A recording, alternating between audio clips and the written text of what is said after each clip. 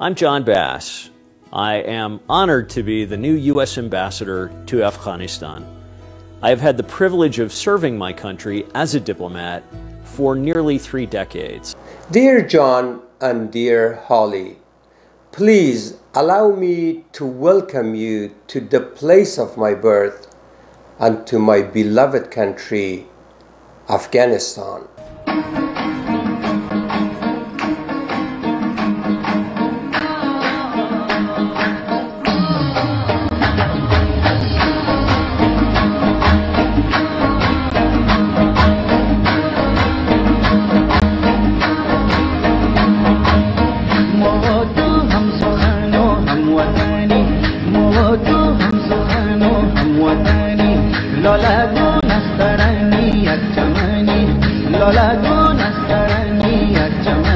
I am kind of jealous that you are already speaking 2 of the Afghanistan's main languages.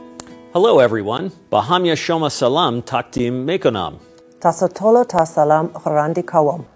But to make a little joke, Holly's pronunciation is way more accurate. Everyone. Bahamya Shoma Salam Takdim Mekonam.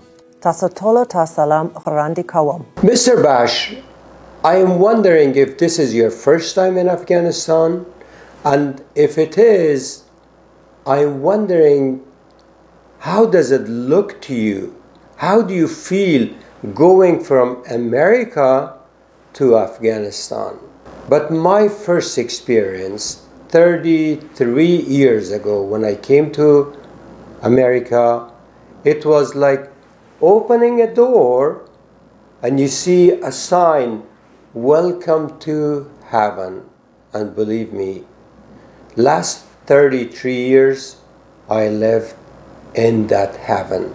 The law, the respect, the amount of rights that this country gives to all of us, the equality, access to all these roads, access to all these airports, to the hospitals, to the colleges, to the universities, to the schools, to the grocery stores, even to strip clubs. It is like heaven.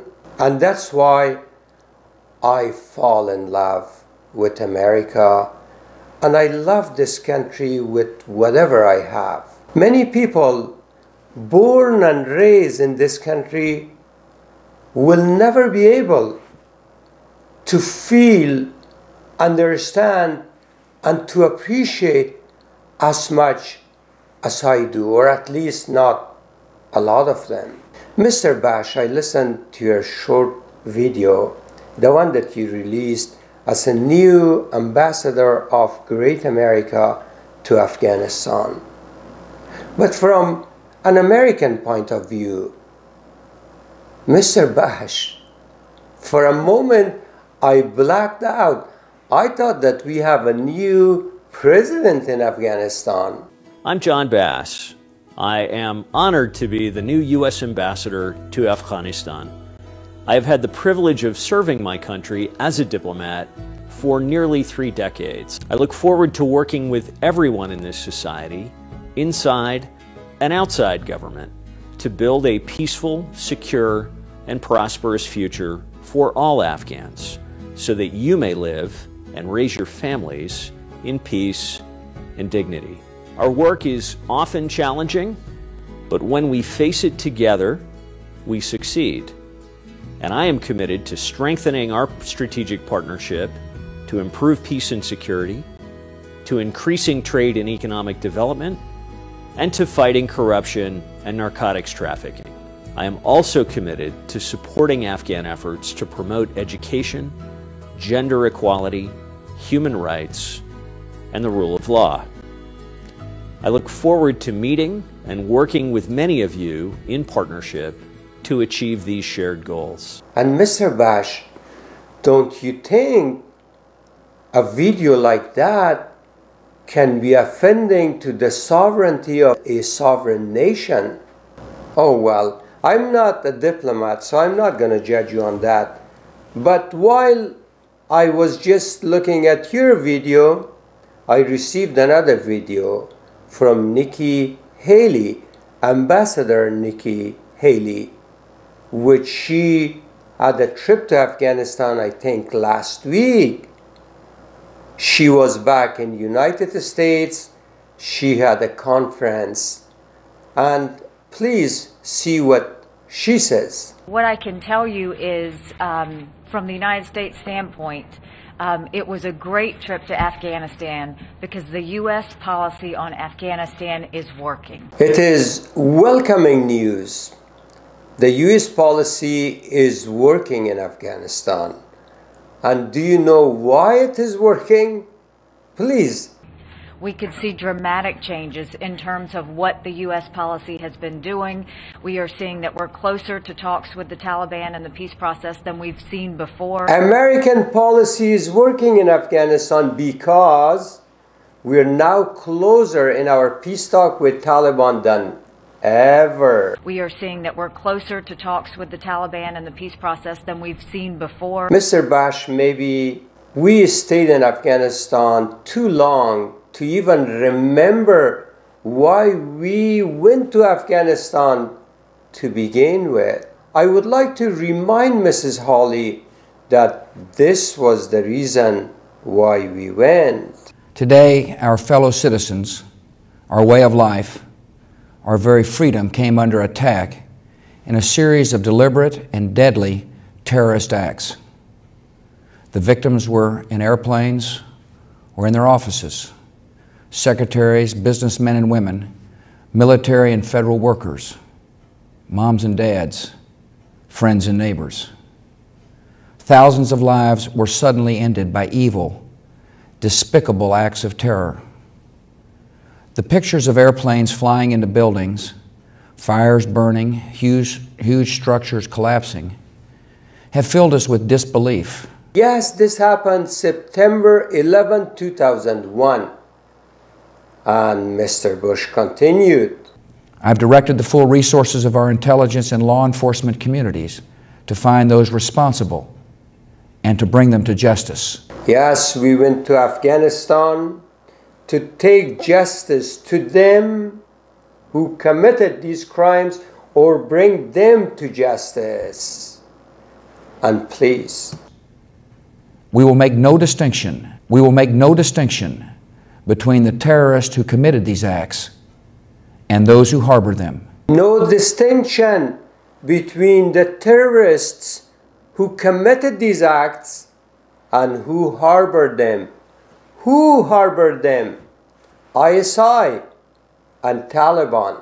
But instead of making no distinction, for the last 17 years we keep begging the Taliban that come and make peace with us. We spent over $1 trillion of our tax dollars in Afghanistan. We lost thousands of our lives, young soldier lives in Afghanistan, to bring them to justice or to take justice to them. Now, we are seeing that we're closer to talks with the Taliban and the peace process than we've seen before. We're very close in making peace with the Taliban. Mr. Bash, when the Russians came to Afghanistan and we fought against them, it was a total devastation. The Russian war experience in Afghanistan for the Afghan people was like this.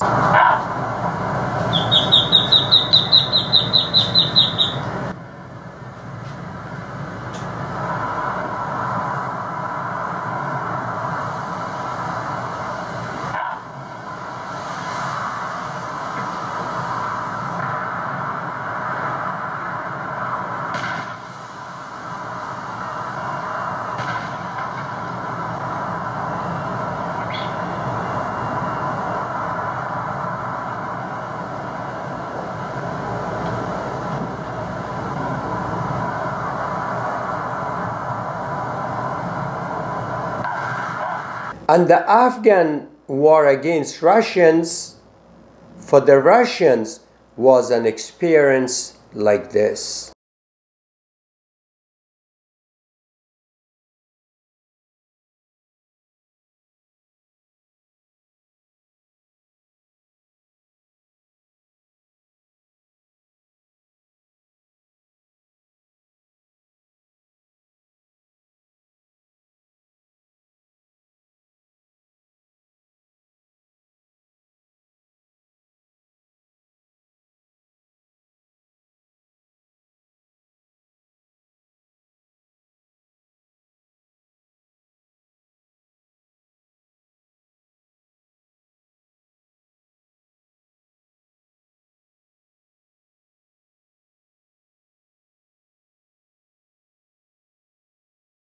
And the last 17 years, since America and NATO went in Afghanistan, the experience again for the Afghan people is like this.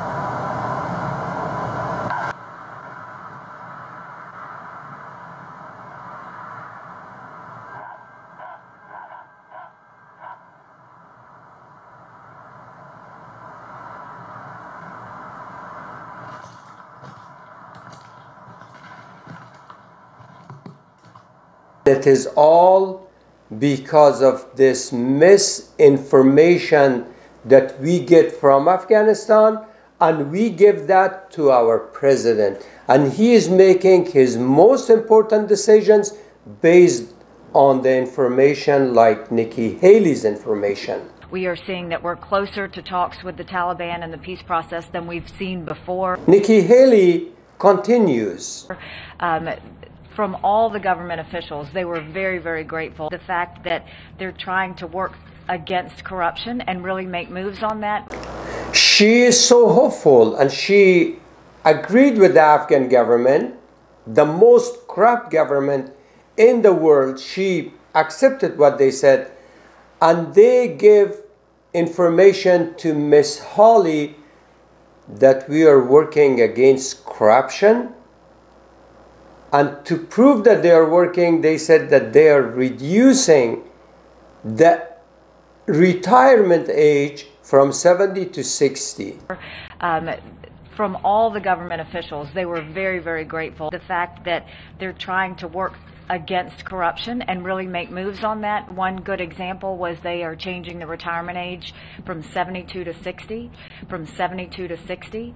By doing that, 4,000 military leaders are going to be retiring. This is the best joke, political joke I heard ever. Miss Hawley bought their information.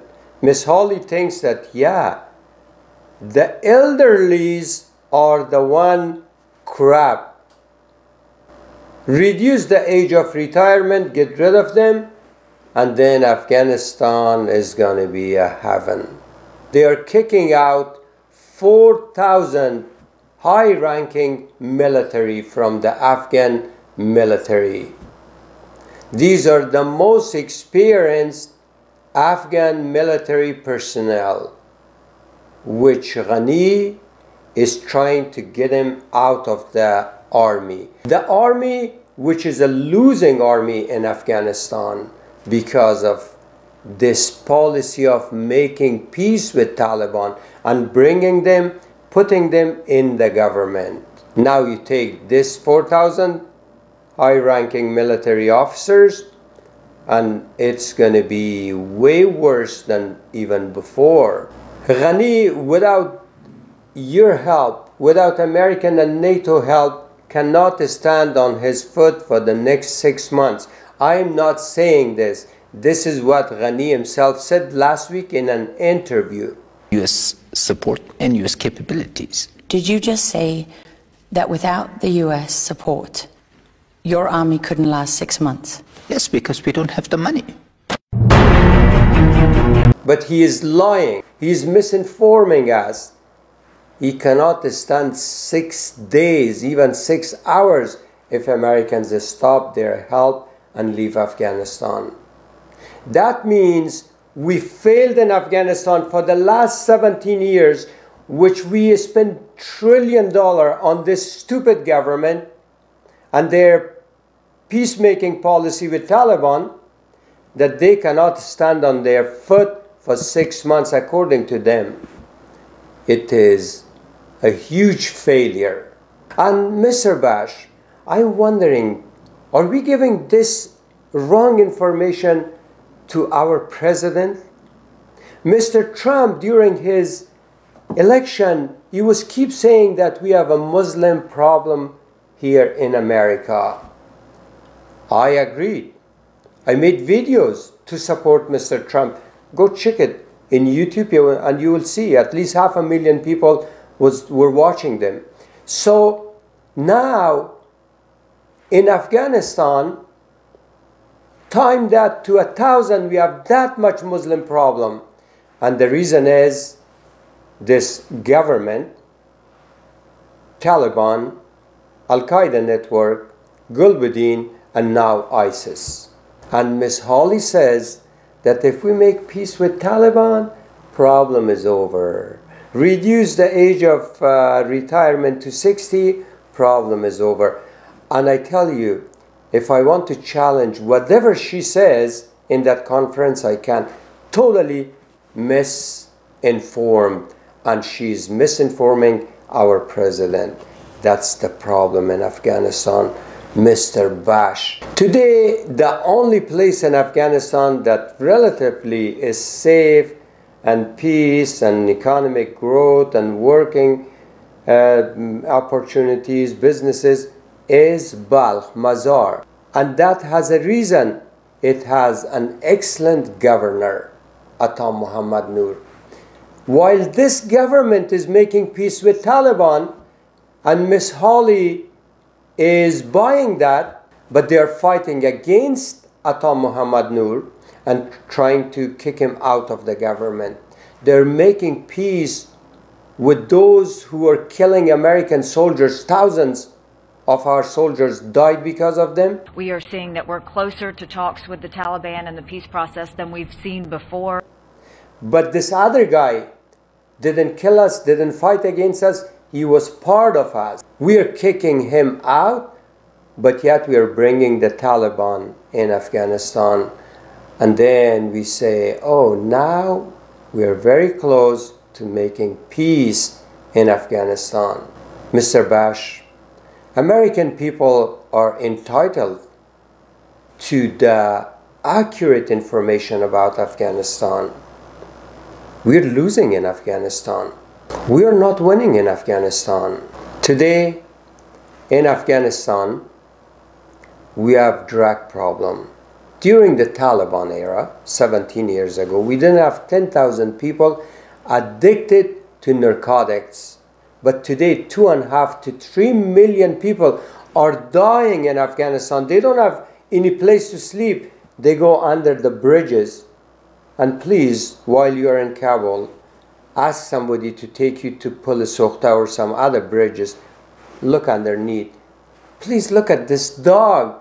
Even this dog is addicted. زیر پل سوخته که هزاران تصویر دیگر نیز دارد. اگر برایش مواد مخدر نرسد حالش به هم میخورد و بدنش لرزه میکند. افغانستان به عنوان بزرگترین تولید کننده مواد مخدر بیش از 3 میلیون فرد معتاد به مواد مخدر دارد. بارها شعارهایی برای مبارزه با مواد مخدر و جلوگیری از روند معتاد شدن افراد در کشور سر داده شده، اما تاکنون راهبرد منظم که بتواند این پدیده را به حداقل برساند از سوی حکومت روی دست گرفته نشده است. Thanks to Americans and NATO being in Afghanistan. During the Taliban, Afghanistan was producing 75% of the world's opium. Now 95%. During the Taliban, we didn't have even one suicide bomb. Now tens of suicide attacks every week, including a welcoming one for you at the Intercontinental Hotel. Mr. Bash, you said something good about education or helping Afghans to get educated. Mr. Bash, if there is no security and safety, nothing else means anything. Since 2001, America, Europeans, and some other countries helped to build schools, universities, and help the kids to get educated. In 2014, probably we had 500,000 young educated Afghans graduated from schools, high schools, colleges and universities. Since Ghani came in power, this new government, At least 300,000 young Afghans educated from that 500,000 had to leave Afghanistan because of the security situation. Many of them, just by walking, reached Europe. Today they are sleeping in lagers, in some shelters, with minimum possibility for living. That 300,000 people, young, educated, could build Afghanistan. Since we are just concentrated on making peace with Taliban, the enemy of the Afghan people, and putting them in government, they had to leave Afghanistan. Today, tens of thousands of young, educated, or smart kids from Afghanistan had to be rescued by American army because they were working as translators for American army. Afghanistan is today the most corrupt country in the world. Part of it because of America. We took truckloads of money there without any responsibility or sense of responsibility. We give it to this stupid government of Afghanistan. To Ghani, behind the curtain for the last 17 years, he was our agent in Afghanistan, and he just threw it because he wanted to make allies. As a result, we have the most corrupt country in the world. And Mr. Bash, at the end you said something really good, something that gave me hope. I look forward to meeting and working with many of you in partnership to achieve these shared goals. If you're serious, include me. I am very capable.